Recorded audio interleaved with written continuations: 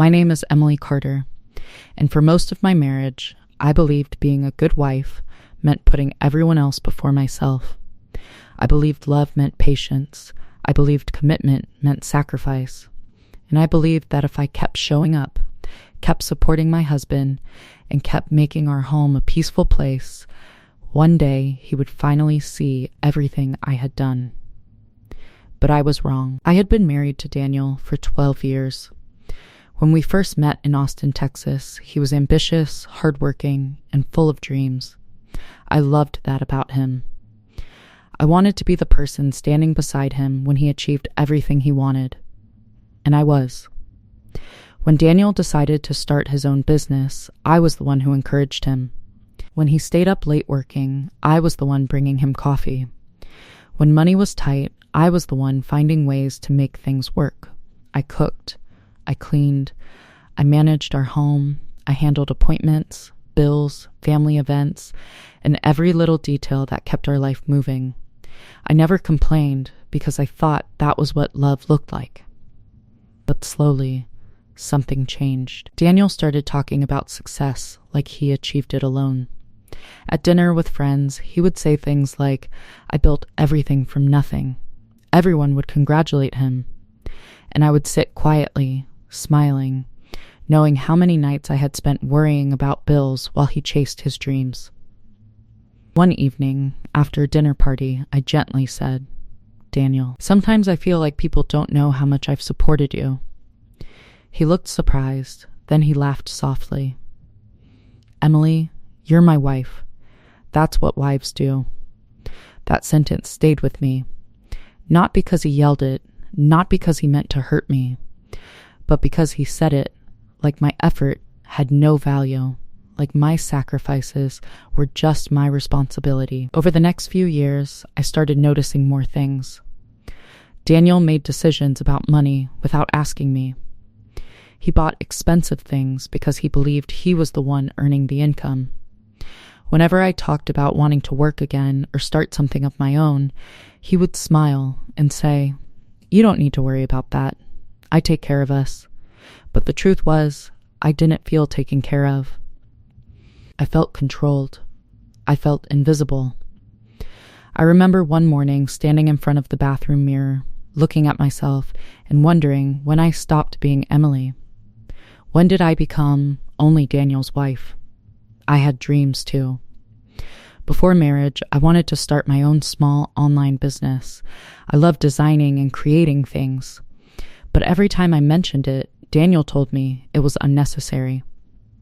"You already have a comfortable life," he would say, "but comfort without respect doesn't feel like happiness."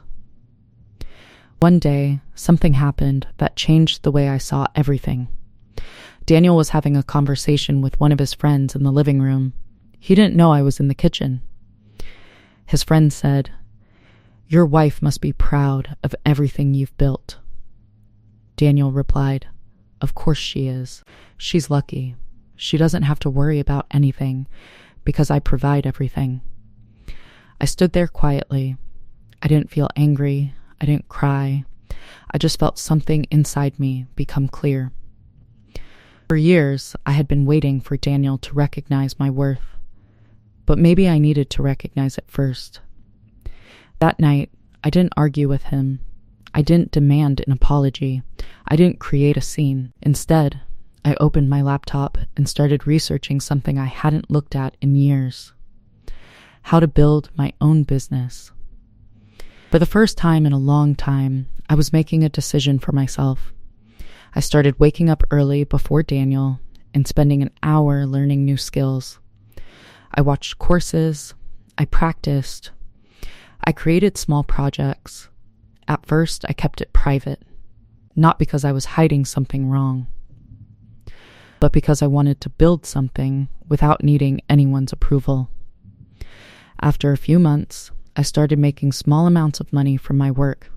It wasn't a fortune, but every dollar represented something important. It represented confidence. It represented independence. And, most importantly, it reminded me that I was more than just someone standing behind another person's success. Then, one evening, Daniel found my business account open on my laptop. He looked confused. "What is this?" he asked. I calmly explained. For a moment, he just stared at me. Then he said something I never expected. "Why didn't you tell me you were doing this?" I looked at him and answered honestly, "Because every time I told you my dreams, you explained why they weren't necessary." The room became quiet. Daniel had always been comfortable with the version of me who stayed silent. But he wasn't prepared for the woman who had started believing in herself again. And that was when I realized something was about to change. Because the next morning, Daniel made a decision that tested everything I had built. The next morning, Daniel sat across from me at the kitchen table. Normally, mornings were rushed. He would drink his coffee, check his phone, and leave for work. But that day was different. He looked serious. "Emily," he said, "I think we need to talk about this business." I waited. For years, I had learned not to interrupt him, not because I was afraid, but because I was tired of explaining myself. "I don't understand why you're doing this," he continued. "You're spending time on something that may never become anything." Those words would have hurt me years earlier. But this time, they didn't. Because I finally understood that his opinion did not determine my value. I calmly replied, "Daniel, I'm not doing this because I need permission. I'm doing this because it matters to me." He looked surprised. Maybe he expected the old Emily, the woman who would apologize, the woman who would say, "You're right." But she was gone. Not because I stopped loving my husband, because I started respecting myself. Over the next several months, my business continued growing. Slowly, but steadily. I didn't become successful overnight. There was no dramatic transformation, no moment where everything magically changed. It was small steps, learning, failing, trying again. And every small achievement reminded me that I was capable. The biggest change wasn't financial. It was emotional. I stopped asking Daniel if my ideas were good enough. I stopped waiting for him to notice my efforts. I stopped measuring my worth by how useful I was to someone else. And something interesting happened. The more confident I became, the more Daniel started noticing. One evening, he came home and said, "You seem different." I smiled and asked, "Different how?" He thought for a moment. "More confident." I nodded, because he was right. I was different, but not because I became someone new, because I finally returned to the person I used to be. The conversation we needed happened a few weeks later. I told Daniel everything I had been feeling, not with anger, not with blame. I simply told him the truth. I spent years supporting your dreams, but somewhere along the way, I stopped believing mine mattered. For once, he listened.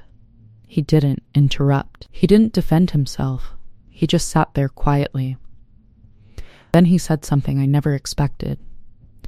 "I didn't realize I made you feel that way."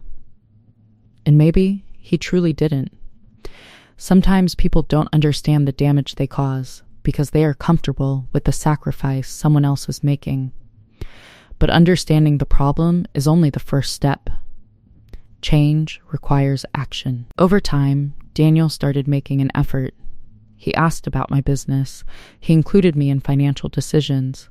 He stopped treating my work like a hobby. Our marriage wasn't magically perfect. We still had conversations. We still had disagreements. But for the first time in years, I felt like I was standing beside my husband instead of standing behind him. I learned something important from my experience. A healthy marriage should not require one person to disappear so the other person can shine. Love should not make you smaller. Support should go both ways, and respect should never be something you have to beg for. Today, I still run my business. I still support my husband. But now, I support him as an equal. not as someone who forgot herself. Looking back, I realized the biggest change didn't happen when Daniel finally saw my worth. It happened when I stopped waiting for him to see it. Because sometimes the strongest comeback is not proving someone wrong. Sometimes it is quietly proving yourself right. If this story touched you, please comment and subscribe. I have one question for you. Have you ever felt like you lost yourself while supporting someone else? Let me know your answer below.